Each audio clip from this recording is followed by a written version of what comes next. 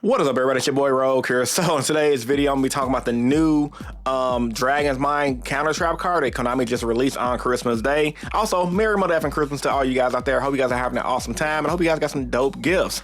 So yeah, man, this is a card that seems pretty insane, and I just want to give you guys my quick opinions on it. I don't know how long this video is gonna be, but yeah, I'm gonna read you guys the card effect, and we're gonna go from there. So. Card pretty much says, when a spell, trap, or monster effect is activated while you control a 2500 attack monster or 2500 defense monster on your field, and that stat has to be their original stat, you negate the effect of a spell, a trap, or monster effect and destroy it, and then while it's in the graveyard, you can pay 2500 life points to reset it, but banish it when it leaves the field. So, off the rip, Eldritch support, Blue Eye support, Ryzu support, and everyone's thinking like, how good is this card really is. A lot of players in Zodiac Duelists, as well as the actual page on YG Organization, are saying the card is pretty busted, but a lot of us players who've been playing the game for a long time and has played multiple card games like myself, and I've seen Encode 40 drop the video on this card as well, I personally think the card is not that good, and here's why. While obviously Blanket Omni-Negate is good, but you have to draw it and you have to open it with something, and you have to resolve your combo to bring out your big monster with the 2500 attack or 2500 defense to make it relevant. Let me give you guys an example. Heroes, for example, have a generic Omni-Negate in the form of the element, I forgot the name of it, picture it on the screen, and you can only activate it when you have a hero fusion on your elemental hero fusion on your field. Very easy to do in Heroes, but guess what? Us hero players, even though that card is searchable, don't run it, and the reason why we don't run it is because it's too damn slow.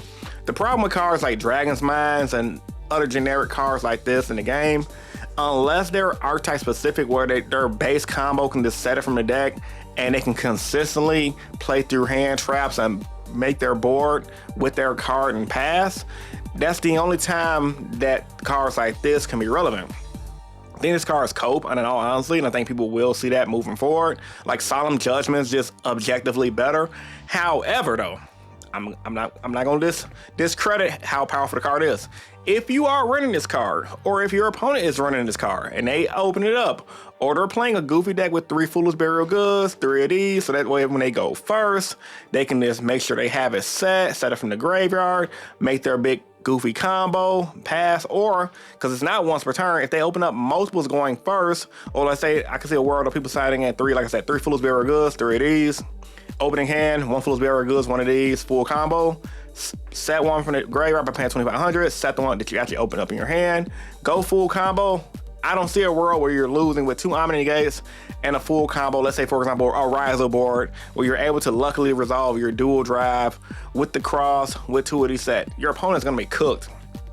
However, I think at best, just thinking about it right now, it's a good side deck card. Like siding it going first may be decent, but this Solemn Judgment is just so much freaking better because you don't need a monster on the board to resolve it. Like imagine the type of hands you're gonna get when you open up 3 of these or 1 of these or whatever, and you can't combo. You just have to set it, pass, and hope your opponent can't OTK.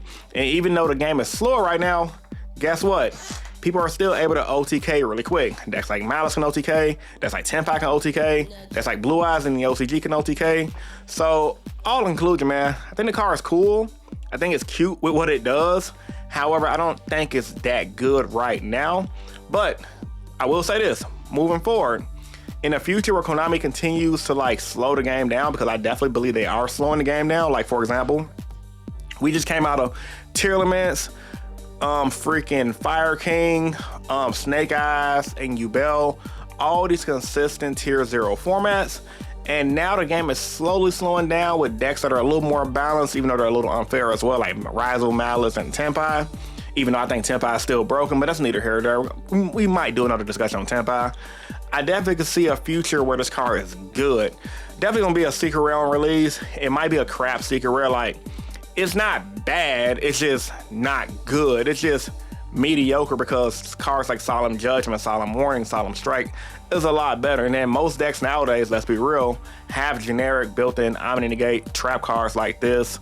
Like Eldritch, for example, a lot of Eldritch players are saying, hey, this is really good in Eldritch, not realizing Eldritch has its own counter trap.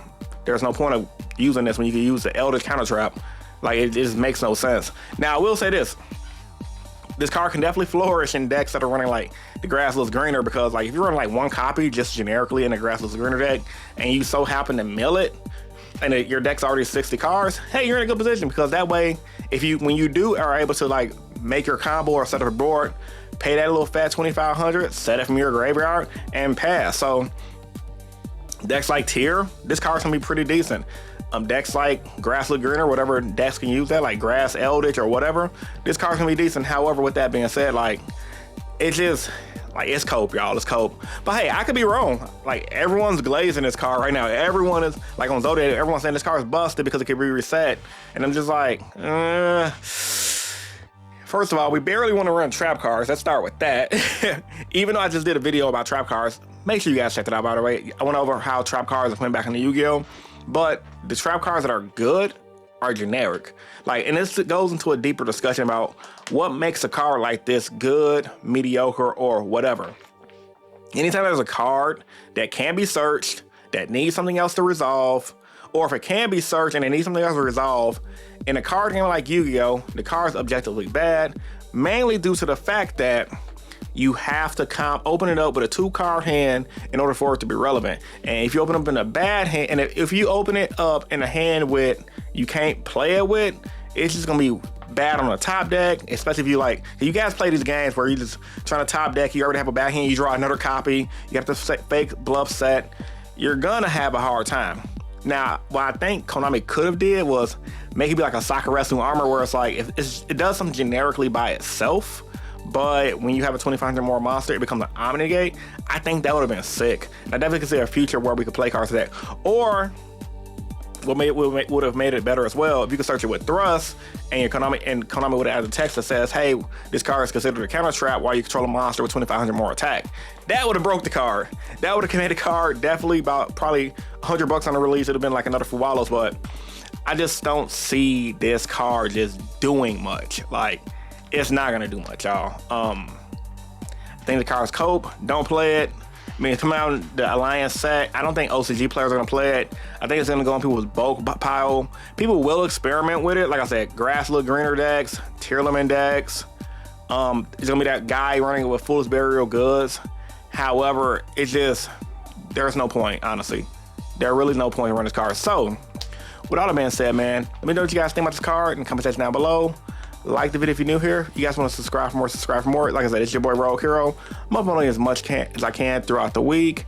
I'm probably gonna be streaming later on tonight. Make sure you guys check it out, because I know it's the holiday season, and I know a lot of you guys probably ain't doing much but after you guys get with your family, because a lot of us is Santa Claus now. So since a lot of us is Santa, I want to make you guys a stream for you guys to actually have something to do outside of just kicking it with your family and everything like that, because I know that stuff can be tiring, because we all just got done spending our money and our families enjoying our money. Anyway, man, I'm about to edit this video and I'm signing out. Peace. See you guys in the next vlog.